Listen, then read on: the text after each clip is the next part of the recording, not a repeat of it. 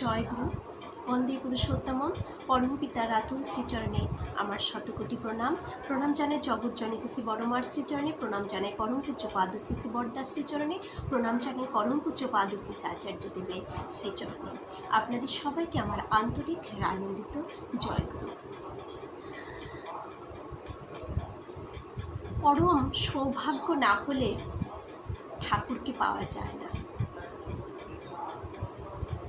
কত পুণ্য ফলে আমরা এই জন্মে আমরা সবাই পরম দয়ালকে সদ্গুরু রূপে পেয়েছি আচার্য পরম্পরা। কত ভাগ্য ভালো আমাদের, একবার গভীরভাবে ভেবে দেখুন তো। যদি ভাগ্য আমাদের খারাপই হতো তাহলে কি আমরা পরম পিতাকে এ জন্মে পেতাম পথপ্রদর্শক রূপে কি পেতাম আচার্যদেবকে, আচার্য পরম্পরাকে?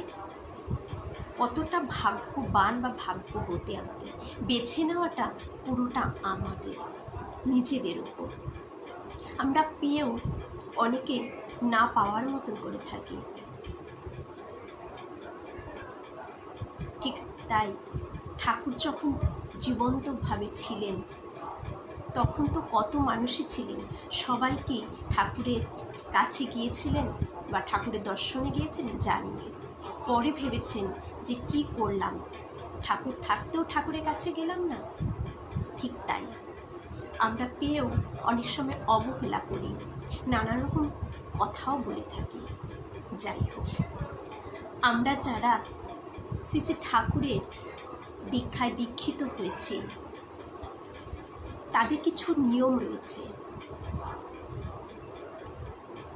তাদের কিছু করতে হয়। ঠাকুর দিলেন আমাদের যজন যাজন ইষ্টভীতি সস্তনী সদাচার। আমরা সবাই জানি আমার দয়ালের জন্মবার হচ্ছে শুক্রবার।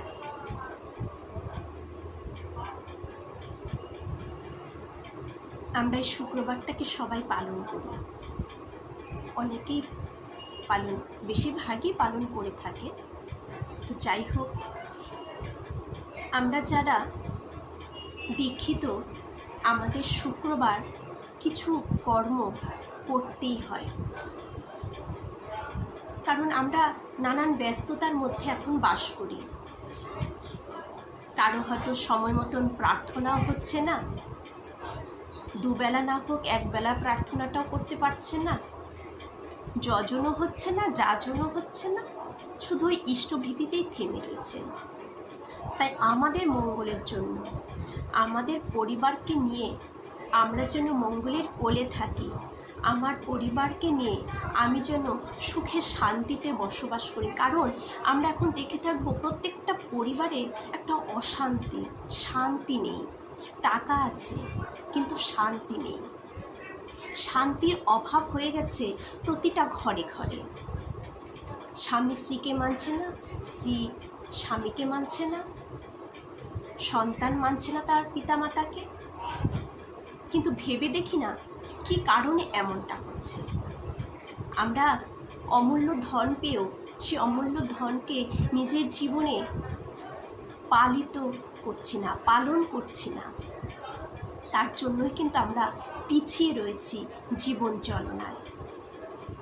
যাই হোক, আচার্যদেব বললেন শুক্রবারে কিছু করতেই আমাদের। এই করার মধ্য দিয়েও আমাদের সংসার দেবালয় হয়ে উঠতে পারে, আমাদের সংসার সুখের হয়ে উঠবে। বলছেন একদমই তো সময় হচ্ছে না প্রার্থনা করার, কোনো কিছু করার। অন্তত শুক্রবারটা তো আমরা সৎসঙ্গীরা দীক্ষা নেওয়া মানেই শুক্রবারটা আমরা নিরামিষ খাচ্ছি। তাহলে ওই শুক্রবারটাকে আমরা বিশেষ দিন হিসেবে আমরা সৎসঙ্গীরা ধরে নিচ্ছি। তাহলে সেই একটা বিশেষ দিনে আমি কি একটু ঠাকুরকে সময় দিতে পারবো না? তাই আচার্যদেব বললেন ওই একটা দিনে খুব আমাদের ভোরের যে প্রার্থনাটা রয়েছে সেই সময়টা তো কেউ বাড়ি থেকে আর বেরিয়ে যাচ্ছে না, কারো কোনো কাজের চাপও থাকছে না। তাহলে প্রতি সপ্তাহের ওই একটা শুক্রবার আমরা যেন সঠিক সময়ে উঠে পরিবারের সবাই একসাথে মিলে বসে আমরা যেন প্রার্থনা করতে পারি। প্রার্থনাটা যেন অবশ্যই আমরা শুক্রবার ভোরের প্রার্থনাটা যেন পরিবারের সবাই মিলে করি। সেদিন যেন আমরা সবাই মিলে সত্যানুসরণ গ্রন্থের একটা বাণীকে পাঠ করি। সে একটা বাণীর একটা লাইনকে ওই এক সপ্তাহে 7 দিন নিজের জীবনে কিভাবে পালন করা যায় সেটা যেন উঠে পড়ে লেগে যায়। আমি যেন সেই একটা লাইনকে ধরে চলতে পারি এক সপ্তাহে যেন আমি কিছুটা সেই লাইন বাণীর সত্যানুসরণের সেই বাণীটার মতন নিজেকে তৈরি করে নিতে পারি। প্রার্থনা হয়ে যাওয়ার পর গুরুজনদের ঠাকুর প্রণাম সেরে গুরুজনদের জন্য প্রণাম করি। এই একটা দিন আমরা যদি এই নিয়মটুকু আচার্যদেবের বলা মাফিক করি তবেই কিন্তু আমাদের পরিবার ধীরে ধীরে সুন্দর হয়ে উঠতে পারে। আমাদের পরিবারের মধ্যে একটা ভাব ভালোবাসার সৃষ্টি হবে। একটা দিন ধরেই পালন করা আমরা শুরু করি। যারা এখনও আমরা করতে পারছি না তারা এই শুক্রবারটা আমরা কতভাবেই না কত সময় নষ্ট করে থাকি, বেফালতু কত সময় নষ্ট করে থাকি, যার কোনো মূল্য নেই, কত কথা যার কোনো ভ্যালু নেই, এমন কথাও সারা দিন আমরা বলে থাকি, কিন্তু ঠাকুরের বীজ নামটা পড়ার সময় আমরা পাই না, কিন্তু ফালতু কথা বলে যাচ্ছি, যার কোনো দরকারই নেই, বা এমন কিছু কথা হচ্ছে যে কথার মধ্য দিয়ে সংসারে অশান্তি হচ্ছে, কিন্তু ঠাকুরের কথা বলার সময়ই আমরা পিছিয়ে যাচ্ছি। কেন? কারণ প্রবৃত্তি আমাদের গ্রাস করেছে, শয়তান আমাকে গ্রাস করেছে। তাই শয়তানকে কি আমি সরাতে পারবো না? আমি পরমপিতার সন্তান, ইচ্ছে করলেই আমরা পারবো। মনে আমরা জোর নেই।